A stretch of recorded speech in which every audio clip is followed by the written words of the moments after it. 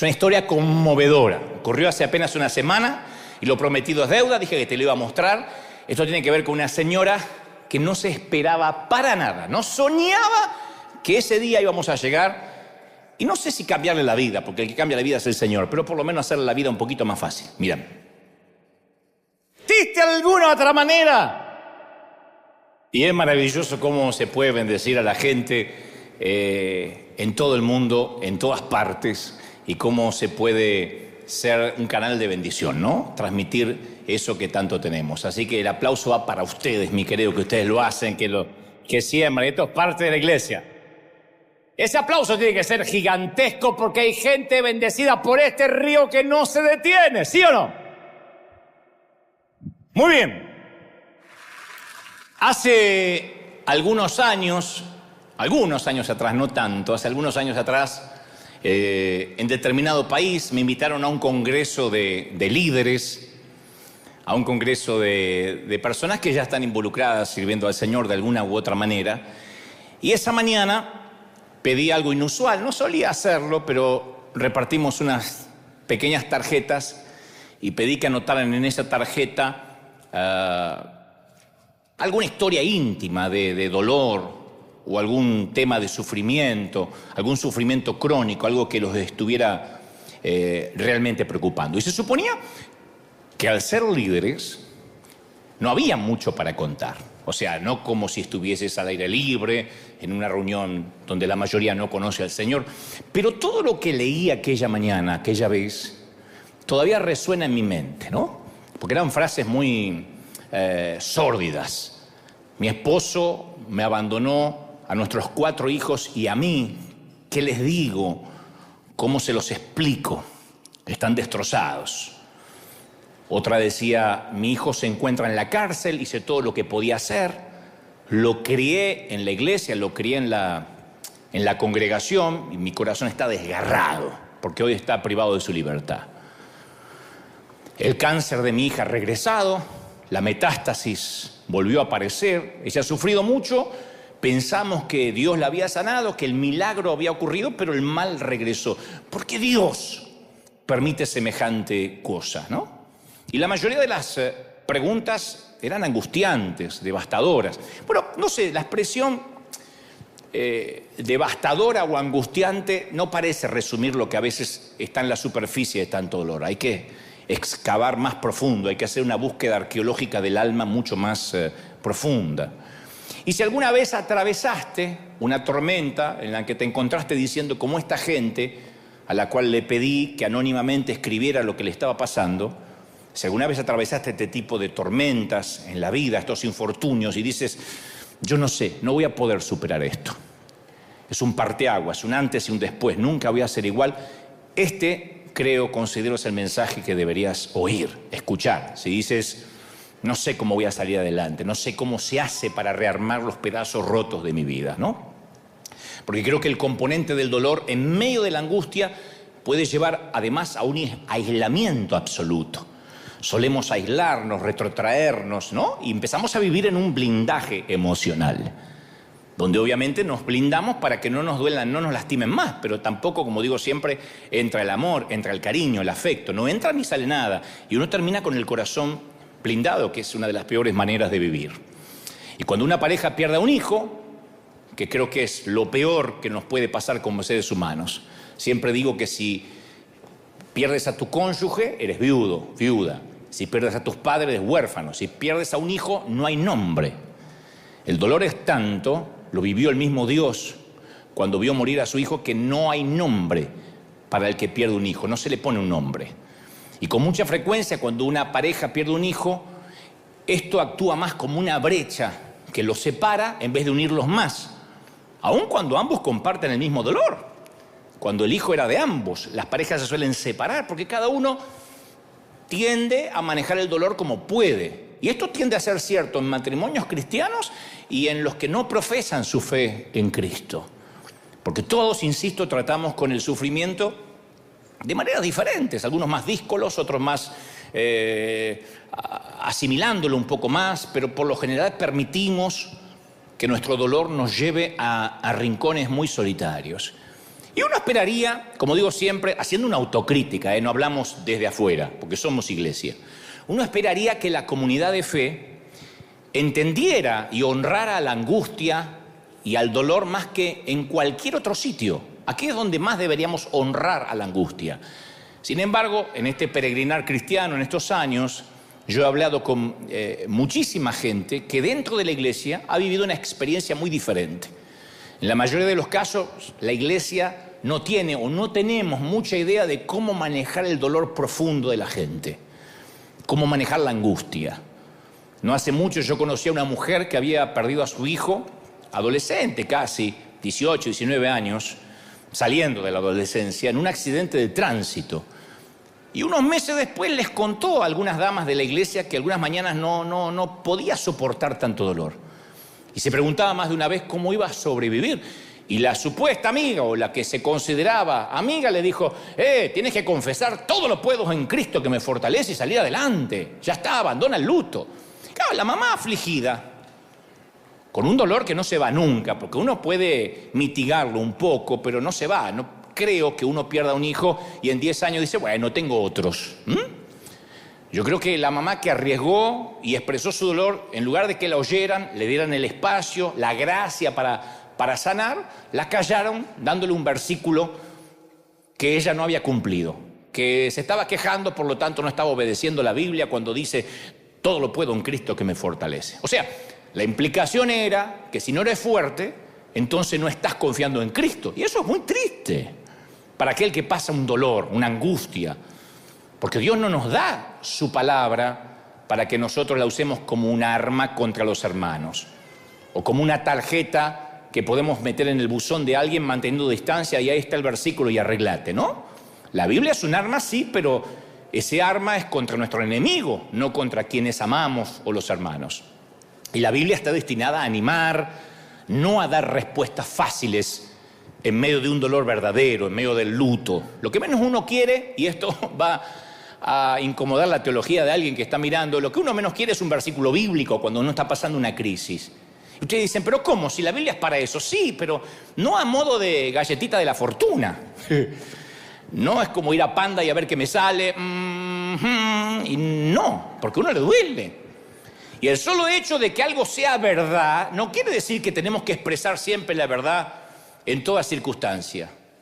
Yo recuerdo siempre que poco después de su arresto, Jesús le dijo a los discípulos en Juan 16:12, muchas cosas me quedan por decirles, pero por ahora ustedes no la pueden soportar. No están listos para esta conversación.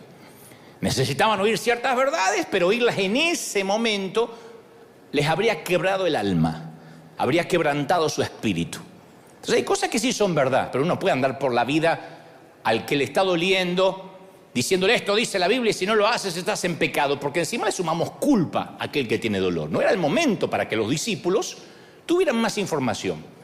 Creo que no hay nada peor que nos lancen versículos o desde un estrado nos quieran enseñar a vivir cuando uno está herido, cómo uno va a asimilarse apenas logra mantenerse en pie. Estoy hablando de cosas que, esos infortunios, esas tragedias que cambian tu vida y la convierten en un infierno de la noche a la mañana. Y yo no sé por qué tenemos la tendencia de hacer eso. Digo, de querer arreglar a quienes sufren, de querer remendarlos, de querer poner un apósito y que todo se termine. ¿Por qué creemos que el sufrimiento es una vergüenza? ¿Por qué sufrir está mal? Por algo tenemos los lacrimales en los ojos, para que se vea que estamos llorando, ¿no? Podríamos llorar por otra parte sin que se vea. Pero no sé, yo creo que nos sentimos, me parece a mí, ineficaces en nuestra fe si no hacemos que el dolor desaparezca en el otro, como que sentimos que no estamos haciendo bien porque el otro todavía está sufriendo.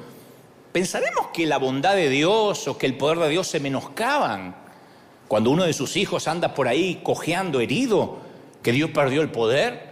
Pues la mayoría, cuando enfrentamos el sufrimiento, tenemos un montón de dudas respecto a las cosas básicas que creemos. Se nos mueven las convicciones.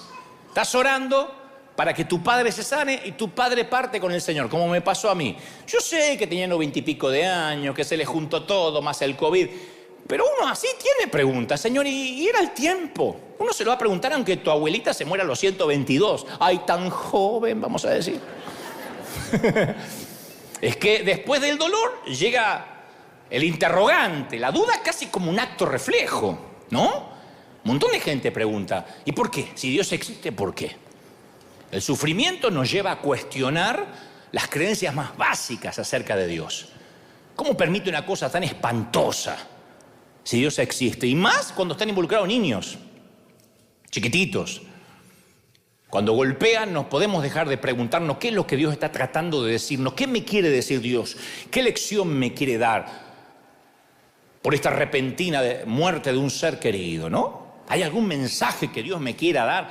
Y yo he escuchado frases, lo he dicho en otro mensaje durante la pandemia, en el mensaje titulado Algo habrás hecho. Yo he titulado Algo habrás hecho porque era la frase que nos decían. Yo escuché a líderes comentando, ¿sabías que hay muy pocos cristianos que mueren de COVID? Gracias a Dios, los que mueren no son cristianos. Dejando la idea vaga de que el que muere por el virus, algo habrá hecho ese cristiano para ser puesto al mismo nivel de los paganos, al mismo nivel del que no va a la iglesia. No, han fallecido hombres piadosos, no solo de virus, de cáncer, de problemas en los riñones, toda la vida. De algo nos tenemos que morir. Para allá nos vamos todos. ¿Qué queda para aquellas tragedias que involucran cristianos? ¿Qué quedan? Yo conozco hijos de misioneros amigos que se han enfermado en Chernobyl, que se han ahogado, que han muerto de inanición en Somalia y fueron a servir a Dios. O sea, la fe en Dios, insisto con esto, no es un seguro contra tragedias. A veces pasan cosas y surgen las preguntas, ¿por qué el auto de mi hijo tenía que derrapar por la banquina? Miles de autos en autopista le tocó a él. ¿Por qué un problema coronario que enferma a una persona entre 100 le tocó justo a mi esposo? ¿Por qué mi padre tuvo que ser una de las tantas víctimas del COVID? Bueno, una persona que va a mucha velocidad coquetea con la tragedia en el tránsito. Una persona que vive ingiriendo comida chatarra posiblemente corre riesgo de colesterol y se le tapen las arterias. Alguien expuesto al contagio de una pandemia puede contraer el virus. Las Escrituras dicen claramente que nuestras acciones aquí pueden afectar nuestra salud en la tierra. Salgan desnudos en diciembre y van a ver cómo llegan enseguida a las puertas del cielo. No sé por qué. Y por sonso, ¿por qué pues va a ser? Entonces, hay principios de la creación que se aplican a cristianos y a no cristianos por igual. Y a mí me sorprende cuando nosotros no entendemos que la gente sufre porque todos sufrimos en alguna temporada de la vida. No hay solo veranos, hay inviernos, hay otoños. Alguien te va a romper el corazón, alguna enfermedad te va a tocar. Y cuando nosotros a eso le agregamos algo habrás hecho, claro, te enfermas, llegas al hospital y llegan los hermanitos a decir, ¿revisó su vida? Sí, tenía que haberte sacado de los contactos hace mucho, desgraciado. Capaz que algún pecado oculto. O te acusan, no habrás orado lo suficiente, o qué feo. Hermano, te está faltando fe. Y lo peor cuando te lo dice un pastor, esto es porque se fue sin mi bendición. Sí, Señor, llévatelo porque te lo mando y somos dos los que quedamos en terapia, ¿no? Entonces, ¿por qué nos pasa lo que nos pasa? Porque es peligroso, ni siquiera es bíblico que uno se torture tratando de encontrar un mensaje de Dios en el dolor. El mensaje podría ser sencillamente que vivimos en un mundo roto, con leyes establecidas, donde así como funciona la ley de gravedad, funciona que te puedes resfriar, te puedes contagiar un virus. En nuestro ámbito siempre ha habido dos grandes errores. El primer error, cuando atribuimos todo el sufrimiento a Dios. Y todo lo que pasa es un castigo del Señor. Es feísimo vivir así. Chocamos el auto y es porque salimos sin oración. Yo les dije, así decía mi vieja, mi psicopateaba así. ¿Vieron? ¿Vieron lo que pasa? No, es que papá no ve dos montados en un burro. Papá está ciego. No tiene que ver Dios. El segundo error es lo opuesto. Suponer que una vida con Dios nunca incluye el sufrimiento. Entonces cuando sufres, algo habrás hecho. Claro, cuando más necesitamos esperanza, que alguien llore con nosotros, que alguien nos acompañe en la enfermedad en silencio, con la jeta cerrada. Ahí nos ofrecen una dosis helada de culpa y de duda. Te falta fe, algo habrás hecho. Y si uno acepta que el sufrimiento proviene de Dios como un castigo, como cree el Islam, entonces tendríamos que vivir resignados. La polio, la malaria, el SIDA, la peste bubónica, el cáncer, la fiebre amarilla, el COVID. ¿Para qué luchamos contra ellos si Dios lo envía para darnos una lección? Muramos, ¿no? Con dignidad. ¿Para qué usar tapabocas? ¿Para qué vacunarse? No, Jesús combatió la enfermedad mientras que vivió aquí. Nunca dejó entrever que no hay que luchar. Cuando nuestros hijos se enferman, oramos para que se sanen. Los cristianos más que nadie tenemos el derecho, ¿qué digo el derecho? La obligación de luchar contra el sufrimiento humano. Pero bueno, algunos piensan, no, eso lo mandó Dios. Y otra parte de la iglesia cree el segundo gran error. Creen que la vida con Dios no incluye sufrimiento. Y ahí es cuando se frustra la gente. Porque cuando se enferman, cuando ocurre un divorcio, cuando hay una quiebra financiera, sienten que el trato unilateral, porque Dios no lo firmó, fue quebrantado. Dios no juega limpio, ¿cómo Dios me hace así? Si yo nunca me dejé de congregar. Yo hasta besé a mi suegra un par de veces, le di un beso en la mejilla. ¿Cómo es que me pasa esto? Claro, viste que la mayoría cree tener un acuerdo contractual con Dios. Yo prometo ser buena persona, prometo ser decente, prometo ser fiel. A cambio, Dios va a salvar a mi hijo, Dios va a sanar a mi esposa, Dios me va a conservar el trabajo. Y claro, cuando Dios no satisface las expectativas, porque la vida es así.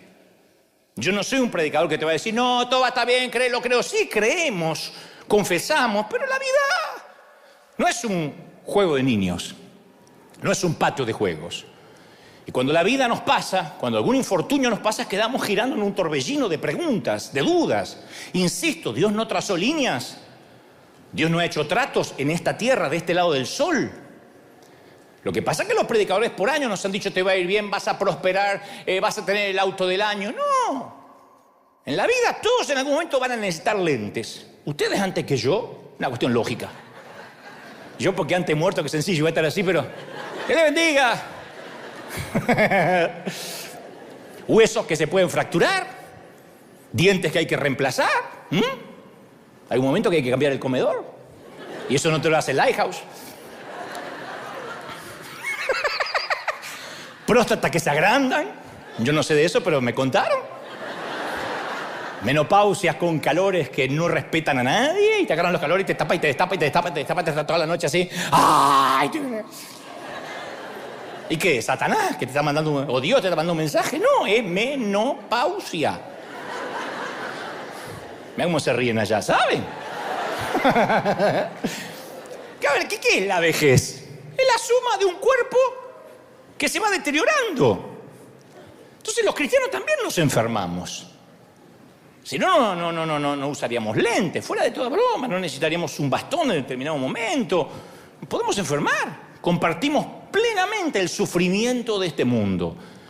Pero el énfasis moderno de la sanidad milagrosa, que Dios quiere sanar a todo el mundo, claro, hace que los que no son sanados, aquí tenemos gente en silla de ruedas, gente con ciertas capacidades distintas, y nosotros no podemos decir a ellos les falta fe, porque se van a ir a la casa como que les faltó algo, como que Dios no los ama tanto.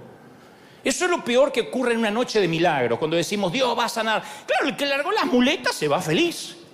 El que regresa a su hogar, empujado por alguien en una silla de ruedas, siente que Dios lo despreció, lo menospreció, apesadumbrado, me faltó fe, que estoy haciendo mal. Y la Biblia habla muy claramente que los creyentes deben responder al dolor de la gente, el que no se sana, el que el matrimonio no se le arregla, el que el hijo no cambia así su orientación sexual como quisiera el padre.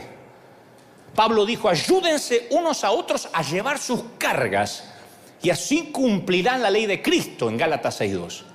3 versículos después dice, porque cada uno llevará su propia carga. Y uno dice, pero Pablo tiene un tema hormonal, dice que cada uno lleve la carga del otro, después cada uno lleve su carga. Parecía que las declaraciones están en las antípodas, ¿no? Como que se está contradiciendo.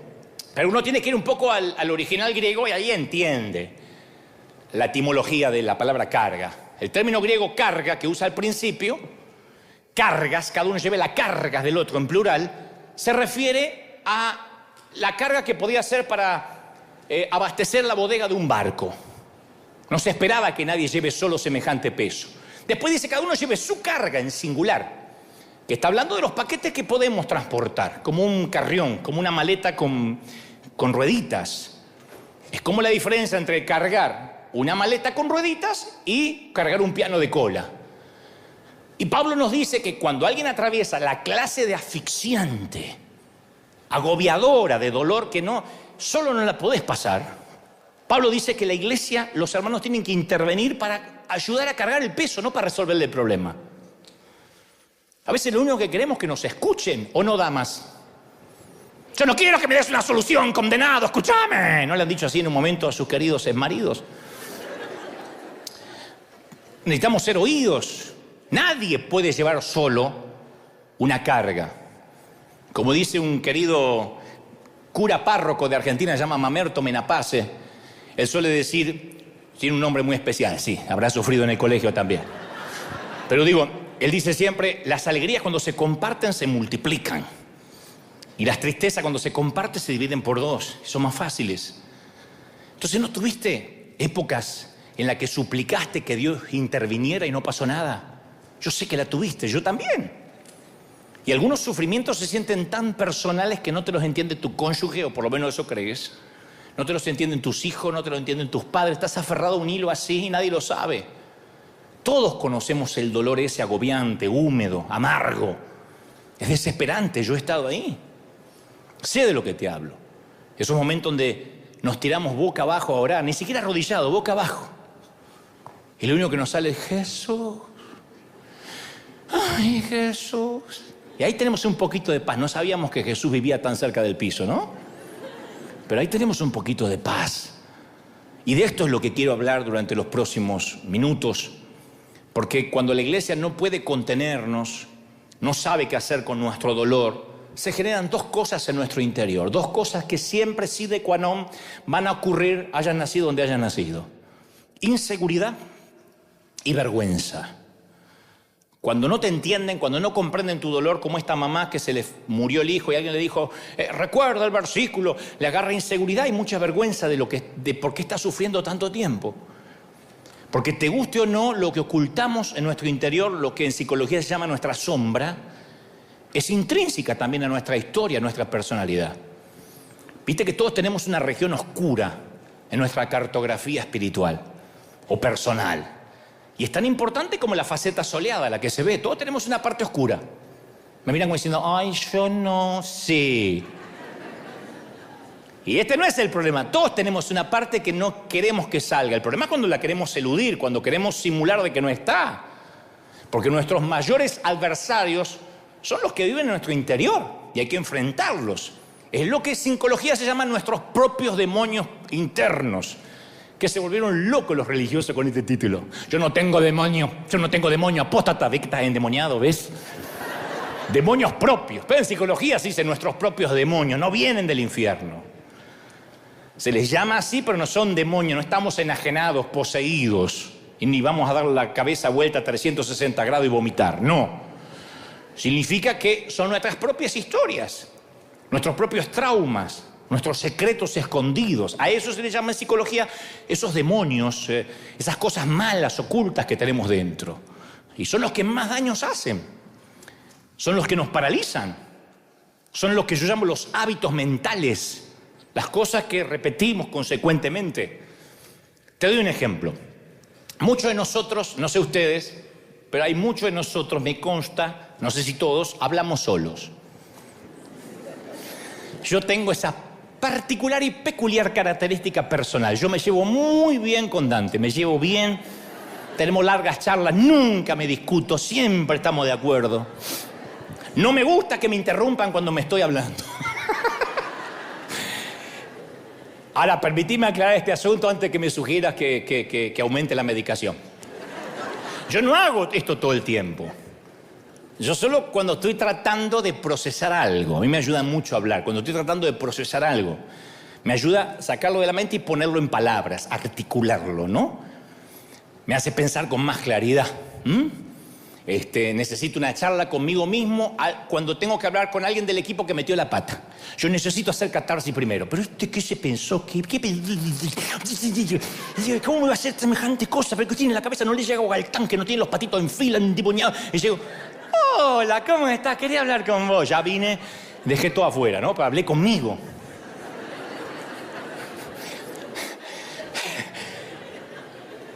Cuando me equivoco también me dedico un buen regaño. Hace poco estábamos en una grabación.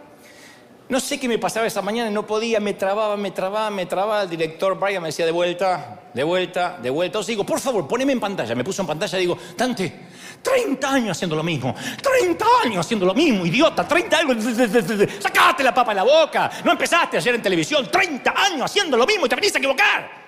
Listo, grabamos. Pero me hizo bien. No hay nada mejor que me reté. Y ahí, como vi que me reté, no me equivoqué más. Y algunas otras conversaciones internas pueden ser agradables. Cuando nos vemos frente al espejo con ropa nueva, que estrenamos algo. Esto nunca se aplica cuando salimos de bañarnos, ¿no? Nunca. Los diálogos ahí no son buenos, porque ahí vemos las líneas en la cara, vemos cosas nuevas que cuelgan. Los puntos de sutura en el vientre, algunas estrías, celulitis, ¿no? La ley de gravedad. La ley de gravedad no perdona. Pero también sé que algunos de esos monólogos internos pueden ser devastadores, fuera de broma, cuando uno está sufriendo. Desde lo sencillo, ay, ¿por qué comí eso? ¿Por qué comí eso? Yo sabía. Es que esta me pone la pizza ahí adelante. Tenía que haber comido menos, burrito. Comí 14, tenía que haber comido menos. Estoy gordísima. Ay, no me puedo poner esto, me veo ridícula. Parezco un burrito que se está reventando por abajo. ¿No? Ana, ¿te dio esa charla, sí o no? Ay, ¿qué dije? Quedé como un estúpido, ¿qué dije? ¿Por qué tengo que hablar? ¿Por qué es que me salió del alma, Todo eso enfrente al espejo. No me gusta esa. Y encima mi marido la está mirando. Como que tenemos el deseo de denigrarnos, ¿no? No sé si notaste cómo tendemos a responder los elogios, cómo tendemos a rechazarlos. Eso es una costumbre muy hispana, creo. Me encanta tu vestido. Nah, es un trapo viejo. ¿Te hiciste algo en el cabello? Se ve fabuloso. Nah, tápame las canas nomás, que ya estoy toda canosa. Qué educado es tu hijo. No lo conoces en casa. Hay como un patrón de desviar los elogios que puede estar tan arraigado que no nos damos cuenta. Un día Dios me dijo eso a mí. Me dijo, ¿por qué siempre haces eso? Yo lo sentí fuertemente. Y yo le dije, ¿hacer qué? Cada vez que alguien te dice que tu mensaje lo conmovió o que tu mensaje llegó a su corazón, lo despreciás. Despreciás el elogio. Aprende a decir gracias, cabezón. Aprende a decir gracias. Porque si no sabes recibir honra, es porque nunca honraste de verdad. Si uno honra de verdad, cuando viene la honra, no se tiene que sorprender. Si uno no sabe recibir la cosecha, es porque nunca sembraste de verdad, sembraste para que te vean. Yo recuerdo una vez, la primera gran ofrenda que recibí hace muchos años, dije, no, yo no puedo recibir esto. Y el pastor me mira y me dice, ahora me doy cuenta que todo lo que has hecho, lo superclásico, lo que dice que sembraste, lo hiciste egoístamente. Le digo, no, lo hice de corazón. Y entonces, si de corazón sembraste, cuando viene la cosecha, ¿por qué la rechazás? La gente que dice, ya sos linda, no, soy fea. ¿Tenés lindo cuerpo? No, ve que una vaca. Está bien, vaca, no te digo más nada. Se acaban los elogios. Y a mí siempre me resultó muy difícil aceptar palabras que me afirmen. No sé por qué. Capaz que algo de eso proviene, estos son lo que yo digo los demonios internos, de una cultura evangélica en la que yo fui criado, que los elogios eran como un veneno leve. Se te podía subir a la cabeza. Pero la gloria es para Dios, no te la creas, ¿eh? Pero no me digas nada. ¿Viste que hay guardianes de la gloria de Dios? Como si Dios necesitara guardaespaldas, guaruras, para que no le roben la gloria. Y no obstante, la mayor parte de mi problema, al rastrearla, me lleva a una convicción que se me formó cuando tenía 5 años. Que yo siempre me creía especialmente un niño torpe, un niño tonto. Y siempre que alguien me decía, una tía, un tío, algo lindo, mis padres me enseñaron a desviar, a despreciar el comentario. Entonces yo razonaba que esa persona que me decía algo lindo era porque no me conocía lo suficiente para ver mi verdadero yo. Vieron que algunas de las dagas verbales que nos dicen cuando somos chiquitos atraviesan nuestros corazones por décadas, por 5 o 6 décadas, Y si no las tratamos, nos perseguirán por años cuando vivamos la vida adulta. Las palabras cortan y ninguna puede cortar más profunda que una frase de un papá, de una mamá. Yo he hablado con hombres adultos, bendecidos, con hijos, con carreras, con ministerios que todavía están escuchando las palabras de muerte que les dijo su papá. Mi papá no me dio cariño, 70 años todavía se está quejando del papá. Madura, che. Pero esas cosas, de algún modo las comprendo porque nos marcan. Yo conozco una dama que es una gran conferencista. Todos la consideran sofisticada, elegante, interesante. Y ella suele contar que carga con palabras de su padre cuando era chiquita. El papá le dijo, no me saliste linda, pero me saliste muy inteligente. ¿Cómo hace sentir eso a una mujer?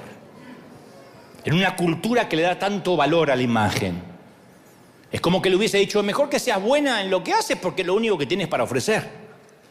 Entonces la infancia nos siembra muchas minas emocionales que cuando somos adultos en un momento detonan. Hay momentos de la infancia que nos dejan con una leve cojera, pero otros se sienten tan devastadores que nos dejan lisiados del alma. Y las voces, a veces más fuertes, ocultan los espíritus más destrozados. ¿Conocés gente que se ríe todo el tiempo, que te dice, hola, ¿cómo estás? ¡Qué bendición! ¡Está lloviendo! Es un espíritu destrozado, amputado, que quiere disfrazarlo con risa. No es que reír esté mal, pero hay gente que se ríe en momentos inoportunos. Los individuos más gritones, más díscolos, suelen ser los más asustados. Los más tranquilos también tienen mucho para decir, pero no dejan de oír esa voz del padre, del pastor, del maestro que le dijo, cállate la boca. Y a mí me gustaría que fuera diferente en la iglesia. Pero no, en la iglesia parece algo habrás hecho cuando uno sufre. Y ahí uno se siente inseguro, avergonzado. ¿Y sabés por qué la inseguridad y la vergüenza son tan difíciles de erradicar? De quitárnoslas de encima. Porque la seguridad fue lo primero que cayó en el jardín del Edén. Y la vergüenza fue lo primero que apareció por consecuencia. La inseguridad le abrió la puerta a la vergüenza. Adán y Eva se escondieron antes de estar avergonzados, sintiéndose inseguros. Y nosotros, años después, heredamos esa maldición edénica, porque vivimos todo el tiempo escuchando un montón de voces que nos dicen cómo lucir, qué tipo de ropa usar, cómo deberíamos criar a los hijos, dónde vivir, cómo ser un buen cristiano. No, tus hijos no tienen que sacar las mejores notas del colegio para que te sientas una buena madre. Yo no tengo que poner un versículo en cada post que pongo, cada cosa que posteo para ser más espiritual o quedarme callado y no responderle a ningún fariseo para demostrar humildad. Pablo declaró en Romanos 5 que incluso antes de que conociéramos el amor de Dios, Cristo murió por nosotros. O sea, somos justificados ante Dios no porque sigamos una lista de las 20 cosas para convertirte en una buena persona o en un buen cristiano, sino la sangre de Cristo que lo hizo todo. Ya eres digno por Él. Alguien tiene que decir amén, ¿sí o no? ¿Parece simple? Sí.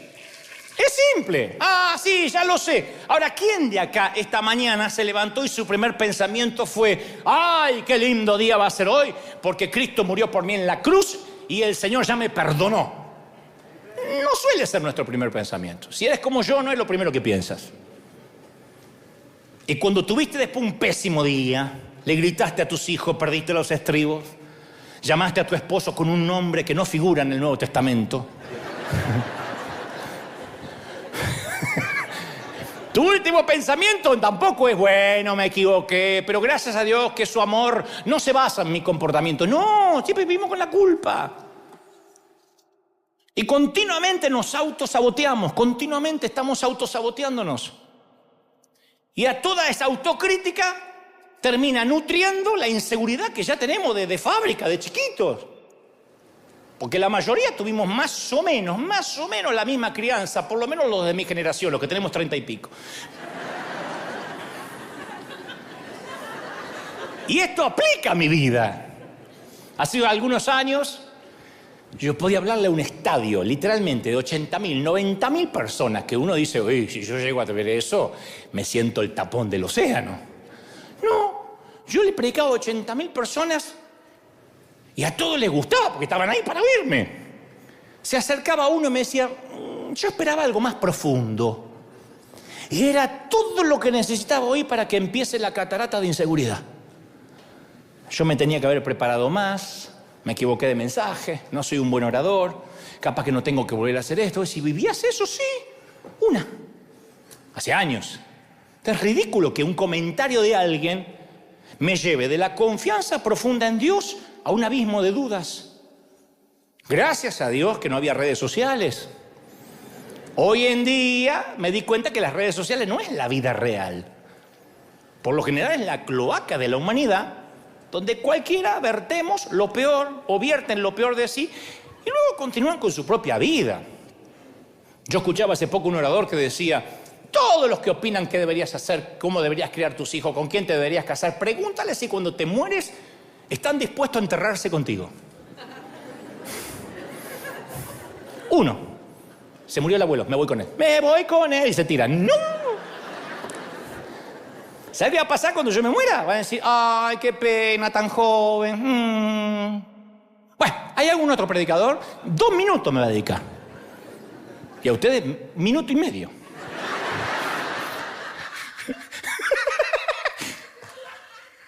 Pero claro, un comentario a veces poco amable de una mamá a otra puede hacer que la más confiada de las madres se sienta un fracaso como madre. En la puerta del colegio, una de esas viene y le dice, tu hijo estaba mal en matemáticas, ¿no? Una crítica sobre tu apariencia puede hacer que no quieras salir de casa hasta que bajes esos kilos, esas libras. No salgo más. No salgo más. Me encierro en la habitación, pásame por abajo una lechuga.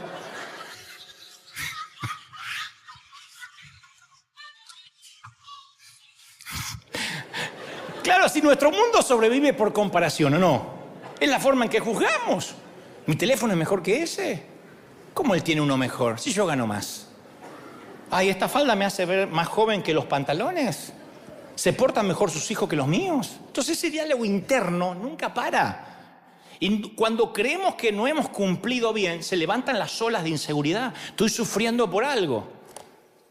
Pero tenemos que creer que quienes somos en Dios es una decisión de creer, no de lo que nos pasa. Si vamos a esperar sentirnos dignos del amor de Dios, te vas a morir esperando. Nunca te vas a sentir digno. Yo nunca me siento digno de ser un predicador. Yo tengo que creer, recibir por fe que Cristo me ha hecho digno, que el Señor me ha hecho digno. Alguien tiene que decir amén, ¿sí o no? Y Pablo, el apóstol, va a esa coyuntura y dice a ese momento de inseguridad, cuando la inseguridad comenzó a correr por nuestras venas y nos lleva a lo que somos en Cristo si tan solo creemos. Romanos 5:18 dice, por tanto, así como una sola transgresión causó la condenación de todos por culpa de Adán, también un solo acto de justicia produjo la justificación que le da vida a todos. Porque así como por la obediencia de uno, muchos creyeron en Cristo, otros por la desobediencia fueron constituidos pecadores, pero el Señor los hizo justos. O sea, no hay manera de que, no tiene que entrar en la cabeza. ¿Se animarían a decirle al de la derecha y de la izquierda, no haces nada por ser salvo? Díselo, no haces nada, cabezón, no hay nada que puedas hacer para ser salvo. El cabezón tiene que estar aunque no lo conozca, cabezón, no hay nada que puedas hacer. El Señor dice, no se trata de ti, se trata de mí. Tú me vas a fallar, yo no te voy a fallar. Tú te vas a caer, te vas a levantar, te vas a caer. Yo siempre voy a estar ahí. ¿Cómo te ama el Señor? Entonces, hay que cambiar la inseguridad por la confianza. ¿Hasta cuándo? Y bueno, revisa el código postal. El día que aparezca en vez del número puertas del cielo, ya no hay más inseguridad. Mientras tanto, estás con los humanos. Y mientras que seas mortal, vas a batallar contra la inseguridad. Todos. Nos ponemos una ropa y no hay nadie que tenga el cuerpo perfecto que diga, a mí todo me queda bien. Siempre estamos o sacando, metiendo, escondiendo. ¿No? Algunos llegan a casa y se sacan todo así, hace ¡fra! Y escapa la libertad del cuerpo. ¡Pah! Libérenlo a Willy.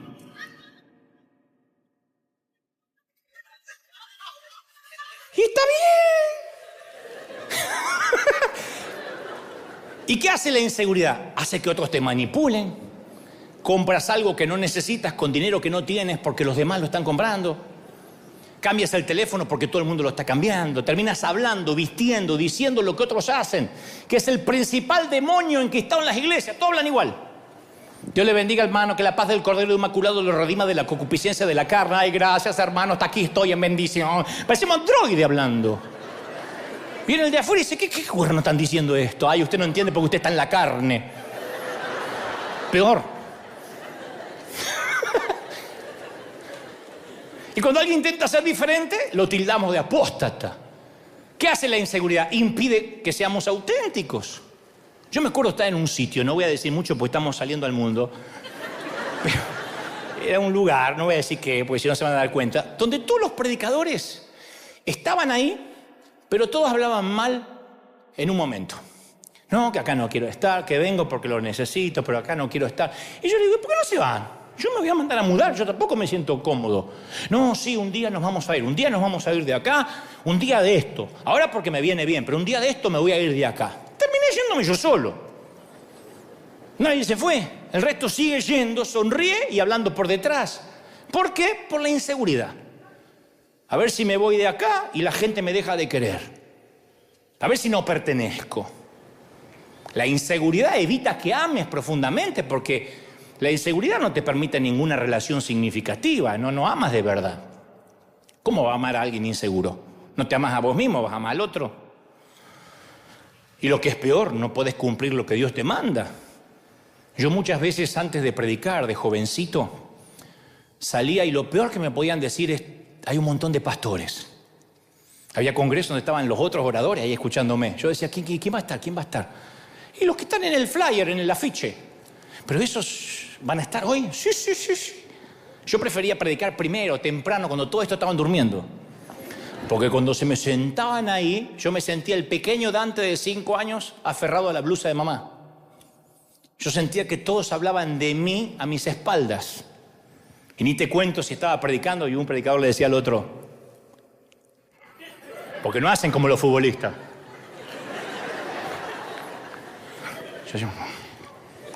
Por ahí estaba diciendo, estoy estreñido de vientre, yo también comía arroz. Pero yo no podía predicar más. Y tuve que aprender a confiar lo que había dentro mío. No importa lo que sentía en las caras, porque acá también me tocan caritas, ¿eh? Ay, no, vinieron los Brad Pitt y las Julia Roberts. Acá también me tocan caritas, algunos están... Yo no sé si aguantan gases, es la cara. Y yo tuve que sanarme. Digo, bueno, ¿lo haré mal a veces? Sí. ¿Me criticarán? ¿Me malinterpretarán? Sí, no me puedo hacer cargo de lo que la gente interpreta. ¿Quedaré afuera de cosas o de lugares a los que me gustaría pertenecer? Sí. Pero me voy a mantener en pie y cuando la inseguridad asome la cabeza, porque va a asomarse en tu vida y en la mía, voy a decir, quizá tú no me quieras, quizá tú no me valores, tal vez no quieras estar a mi lado, pero Dios me ama tal cual como soy, me ha hecho libre y me ha hecho una criatura nueva. ¿Sí o no? Recuerda este versículo para memorizarlo, Juan 15:15. Los he llamado amigos, porque el siervo no sabe lo que hace su Señor. Los he llamado amigos porque todas las cosas que oí de mi Padre se las he dado a conocer. Y esto es lo que quiero que memorices. Ustedes no me escogieron a mí, yo los escogí a ustedes. Nunca te olvides, no escogiste a Jesús, Él te buscó. Él te escogió. Alguien tiene que decir amén. Aunque los evangelistas decimos esa falacia, dale una oportunidad a Jesús. Nosotros no le dimos una oportunidad a Jesús, Él nos dio una oportunidad a nosotros. Y cuando venza la inseguridad, ¿qué aparece? El otro demonio interno, la vergüenza.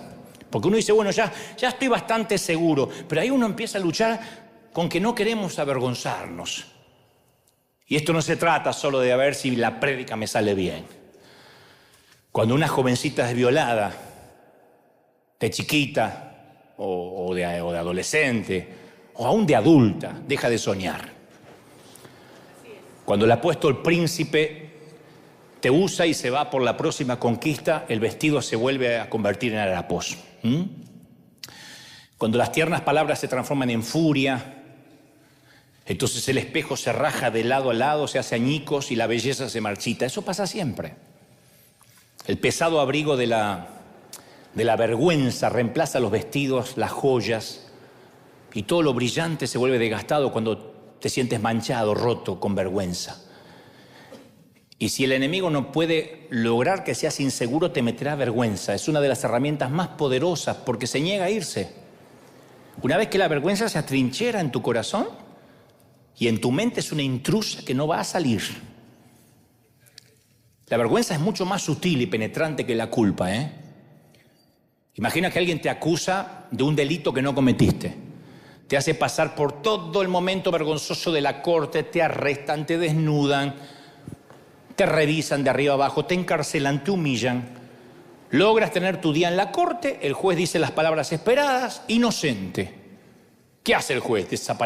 Hace desaparecer la culpa. Se borra tu expediente. Los funcionarios de la prisión te devuelven la ropa, tus efectos personales, sale a la luz del día, pero la vergüenza no se va más.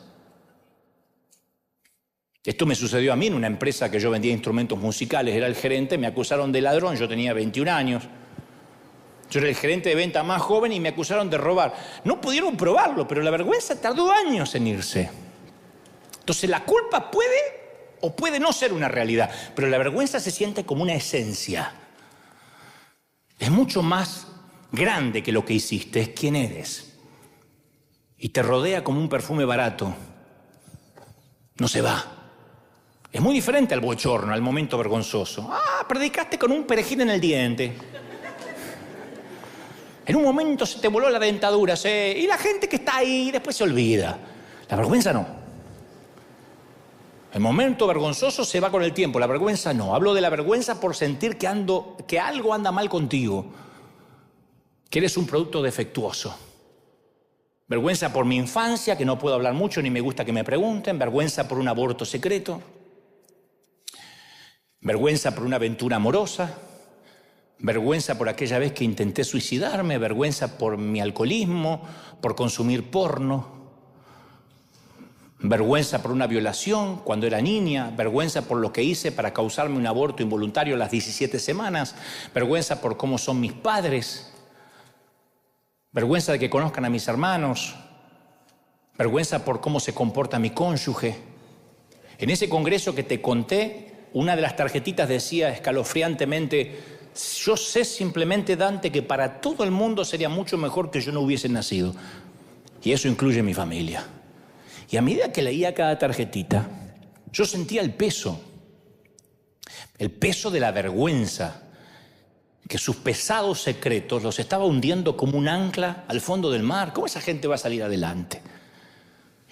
Y la vergüenza es el gran aislador, te aísla. Tiene su propio vocabulario, su propia fetidez peculiar, es pútrida. Porque escuchas siempre una voz: alguien te va a ver como realmente eres. Un día te van a descubrir. Yo cuando era más joven me horrorizaba escuchar el teléfono.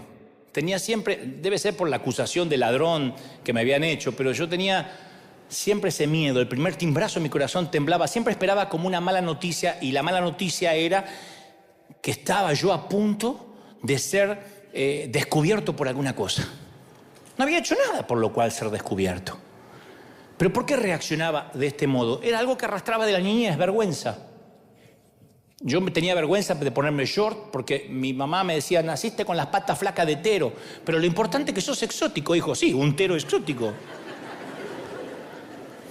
Yo tenía vergüenza de que me salían granos porque teníamos perros, y los perros de nuestro tiempo eran perros marca perro, cruzado con lo que se cruzaba en la calle. Si había una vaca, era un perro vaca. No era como los de ahora que van a la perruquería y se visten mejor que el dueño. No, eran perros que comían la comida que comíamos nosotros. Que hay hueso. Un día el perro estaba así, con un hueso de pollo, a traer otro perro. Así era en casa. Y tenían pulgas, muchas pulgas. Nuestra mascota no era el perro, esa era la bodega de las pulgas. Nosotros teníamos pulgas. Y a mí me picaban las pulgas y era el emporio de las ronchas. Yo estaba todo así, todo grano. Me rascaba por todos lados. Pata flaca, con grano, era Job. Me rascaba con una teja así. Y esa me fui arrastrando. No, me costó mucho ser un tipo seguro. Me costó mucho. Pararme ante la gente, como me paro, ser auténtico. Fue una tarea. No es que, ay, el Señor me eligió porque yo era todo esto, era un dechado de virtudes. No, era un bichito. Y sentía que en cualquier momento podía quedar expuesto, sin importar que haya hecho algo por quedar expuesto. Porque la vergüenza es una tormenta que ciega la verdad. Se siente abrumadora, implacable. Entonces bajamos la cabeza y la dejamos bramar. La vergüenza puede tener dos enfoques. Aquella como la mía, que proviene de algo que no hicimos, que a pesar de no haber hecho algo, sentimos que merecemos sentirla. Es nuestro sucio secreto. Y la vergüenza también puede provenir de algo que hicimos, que tenemos terror de que se descubra. Un poderoso secretito que nos mantiene prisioneros. Y el enemigo se esfuerza mucho en hacernos creer sos el único que vive así en la iglesia. ¿No ves que los demás no tienen secreto? Algo habrás hecho. Eso es una mentira monstruosa. Encima vamos a la iglesia y los predicadores se muestran impolutos, que en vez de venir en Uber vinieron en un carruaje de fuego. Entonces uno dice, wow, yo soy un desgraciado. Entonces, ¿qué gana? La inseguridad y la vergüenza. Demonios propios, privados, cadáveres en el closet. Y recuerda las tarjetas anónimas de este congreso que te conté, que eran líderes experimentados a los cuales Dios se les placía usar. Sin embargo, el enemigo los atormentaba con vergüenza e inseguridad. Y capaz que es porque confundimos eso de merecer y ser dignos, porque nos bombardean todo el tiempo. Mereces ser joven. No, te divorciaste, está bien, mereces ser joven y divertirte. Ahí tienes el auto que mereces. Todo el mundo merece ser feliz. Eres un siervo de Dios, mereces que te honren. No, yo escucho esto y me estremezco, porque es ridículo. Yo no merezco volver a parecer de 21 años. En todo caso voy a parecer un viejo operado.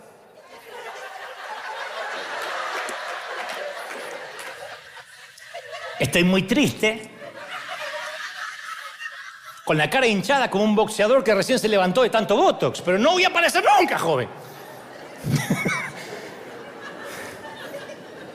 Y tampoco merezco que me honren porque predico, porque estoy haciendo lo que se supone que debo hacer. Entonces, la vergüenza es algo verdadero. Y en la cruz Jesús trató con ella y le dio la orden de desalojo. El Señor tomó nuestro lugar en la cruz, pagó toda nuestra deuda y nos hace dignos, no merecedores. Digno, di conmigo, digno. Y bueno, para terminar, la vergüenza también hizo su debut en el huerto del Edén. Se sintieron descubiertos. Se fueron a cubrirse con hojas de higuera, porque la vergüenza actúa así. Por más que te cubras, vas a seguir expuesto. No me gusta cómo me veo, así que voy y me compro ropa nueva. Y después llegas a tu casa y decís, no sé, algo pasó desde el probador de la tienda hasta mi casa. O se me achicó la ropa o engordé en el camino. No, es que no va a tapar. Sí, me deben ser las luces del vestidor. Ella cree que si logra casarse y tener un apellido, la vergüenza va a quedar en la puerta de la iglesia el día de la boda, pero la vergüenza la va a seguir a la luna de miel. Él cree que la vergüenza quedará para siempre en las aguas del bautismo, pero no se percata que la vergüenza se la lleva a la casa junto con las toallas húmedas. No importa cuántas capas podamos poner para tapar la vergüenza, subsiste. Llámala una enfermedad del alma, pero ahí está. Y Adán y Eva supieron al instante que las acciones habían traído consecuencias funestas. Porque se enfrentaron no solo a su pecado, sino que no pueden vivir más en el jardín. Afuera, vamos, fuera del jardín. Exiliados, refugiados, indocumentados, expulsados del paraíso. Y a mí me duele porque cuando pasó eso, Cristo no había hecho la obra redentora. Ahora, Cristo viene, hace la obra redentora, paga toda la deuda y en nuestra iglesia, en nuestras iglesias seguimos echando a la gente del jardín. Peca alguien en la iglesia, un líder. Inmediatamente la iglesia lo destituye. Está bien, se tiene que restaurar, fenómeno, pero no, lo destituyen con vergüenza y lo expulsan del jardín. Yo recuerdo un pastor en Florida que confesó un pecado, no solo lo destituyeron inmediatamente, sino que quitaron todos los libros que él había escrito. Un gran autor. Ya no se consiguen más sus libros. Quemaron los libros en una hoguera. Es como enterarnos que David pecó y quemar en una hoguera todos los salmos. Hay que quemar todo lo que escribió cada uno de los autores aquí, porque cada uno de estos tenía sus roturas, sus problemas serios. Entonces nunca supimos la iglesia organizada qué hacer con el dolor, qué hacer con el sufrimiento, qué hacer con la vergüenza. Lo único que aprendimos es rematar heridos, cremar rápido el cadáver y esparcir la ceniza y que ya no se pregunte más por esa persona, para que no sea de tropiezo, expulsado del jardín, sin redención.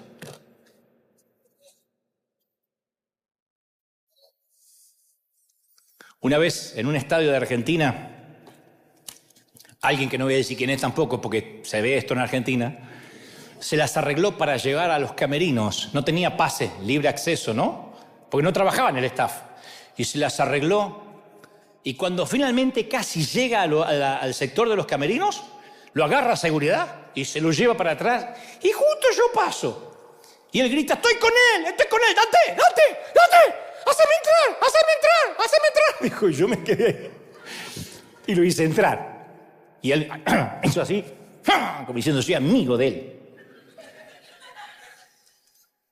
Adán y Eva no pudieron hacer eso, no pudieron volver a las puertas del Edén y decir, estoy con él, conozco a Jesús, hazme entrar Jesús, hazme entrar. No, qué soledad habrán sentido, nadie los podía hacer entrar. Pero Jesús está aquí con el propósito de acabar para siempre con nuestra vergüenza, darnos un pase libre al jardín. Por eso hoy quiero celebrar a distancia por cada líder de aquel congreso que pasaron muchos años, si alguno me está mirando, que tuviste el valor para plasmar tu vergüenza en una tarjeta de 10 centímetros por 15, porque te atreviste a pedir ayuda, a riesgo de que dijeran algo habrás hecho. Y hoy nosotros, años más tarde, queremos aprender a negarnos, a permitir que el enemigo saque de la basura las vestiduras pútridas y nos quiera cubrir. Hoy vamos a gritar en las puertas del jardín, estoy con él, conozco a Jesús, hazme entrar Jesús, estoy con él, yo vine con él. Y hazte un favor, deja que los demonios propios se vayan al infierno, se vayan al diablo. Celebra al Rey de Reyes y al Señor de Señores. Vamos, ponte de pie. Y una vez que te pongas de pie, dale el mayor aplauso de la historia al Señor de Señores, al Rey de Reyes. Porque el Rey ha hablado otra vez. ¡Impresionante! ¡Vamos! ¡Celebra! Hoy la inseguridad, hoy la vergüenza va a caer. ¡Aleluya! ¿Pueden sentirlo? Más. Celebra el Rey está en casa. ¿Qué? El Rey está en casa. Hoy. Bendito eres. Yo quiero que todos aquí en casa, en donde nos estén mirando en cualquier parte del mundo, más los que estemos aquí, no, lo vamos a apoyar en la misma oración. Los que están por primera vez, católicos, agnósticos, judíos, musulmanes, testigos de Jehová, adventistas, de la iglesia del séptimo día, no importa de dónde seas, que creas.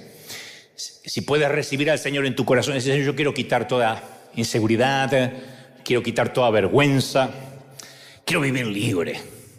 Quiero regalarme la autenticidad de ser yo, segura. ¡Seguro! Hay una canción que dice seguro en las manos de Dios. Y eso es lo que hoy te estoy proponiendo. El Señor te da una oportunidad, Él. Y Él dice, sabes, no me escogiste a mí, yo te estoy escogiendo. Así que acepta la invitación. Di conmigo, Señor Jesús, entra en mi vida. Perdona mis pecados. Fuerte, perdona mis pecados. Anota mi nombre en el libro de la vida. Ayúdame, Señor, a vencer fuerte todo lo interno, lo que agobia, la vergüenza, la inseguridad, la culpa. Gracias, Señor, por perdonarme y comienzo una nueva vida ahora. Amén. Todos orando. Vamos, quiero orar por todos. Levanten las manos al cielo. Me gustaría orar por la iglesia. Padre, he transmitido lo que creo me has dicho que diga a este tu ejército, a estos tus obreros de primera línea. He predicado, no he quitado, no he omitido una sola tilde de lo que creo me has dicho que les diga a estos tus pequeños. ¿Cómo te ama el Señor? ¿Cómo no te va a amar si en sus manos te tiene esculpido? Me dice el Señor. A todos los que están aquí que han sufrido, que la vida te ha tratado mal, el Señor me dice que te diga: he aquí yo traigo sobre ti cosas que ojo no vio, ni oído yo, ni han subido a tu corazón. Te bendice el Señor en todas las áreas. Vamos, comiencen a clamar, vamos a orar aquí en el mundo, en Asia, África, América, Oceanía, en todo el mundo ahora están clamando, toda América, desde todo el continente está clamando. Los que están mirando esta transmisión, yo declaro que la mayor bendición que tenga Dios para un ser humano aquí en la tierra te la dé ahora. No importa lo que creas, dile: Señor, yo quiero ser libre, próspero, bendito. Se van los demonios internos, se va todo aquello que oprime, todo aquello que agobia, que te quita el oxígeno. Y en el nombre del Señor de las multitudes, familia, el Señor bendice ahora tu entrada, tu salida, tu acostarte, tu levantarte. Bendice el Señor tus herramientas de trabajo, tus talentos. Te abre puertas. Yo proclamo, declaro, creo, confieso de que octubre, noviembre y diciembre será un trimestre donde vas a cerrar el año diferente a lo que lo comenzaste. Van a ocurrir milagros que antes no ocurrían. Te bendice el Señor. Vamos, levante las manos y digan: yo estoy recibiendo esta bendición. Quiero que te la lleves a casa. Quiero que la presencia del Señor sea tan fuerte que algo ocurra en tu casa, en tu hogar, en los tuyos. Bendice, jóvenes. Hay gente encendida en fuego ahora. Hay tanta bendición hoy. ¿Cómo no te va a bendecir el Señor? ¿Cómo no te va a multiplicar? Mira. Si Dios te ha traído hasta aquí es porque tiene propósito. Octubre, noviembre, diciembre serán meses de cielos abiertos, de bendición en tu hogar, en tus finanzas, en la pareja, con tus hijos. Dios bendice, abre puertas financieras, de salud. Se va la vergüenza, se termina el diálogo interno. Se termina el diálogo interno negativo, el monólogo negativo, y empiezas a creer que eres digno, que el Señor te hace merecedor por su sangre. Yo soy, dice el Señor, el que pagó el precio. No hagas nada, te ama el Señor. No hagas nada para que te ame más. Él te ama, el Señor. ¿Cómo no te va a amar, mi querido? Te bendigo, soplo sobre ti, sobre los que miran, una doble porción del Espíritu en el cuerpo, en el alma y en el Espíritu. Amén y amén. Gloria al Señor. Dale el mayor aplauso de la historia. Que Dios te bendiga, que Dios te guarde, que haga resplandecer su rostro sobre ti. ¡Chao, gente! ¡Buen domingo! ¡Chao!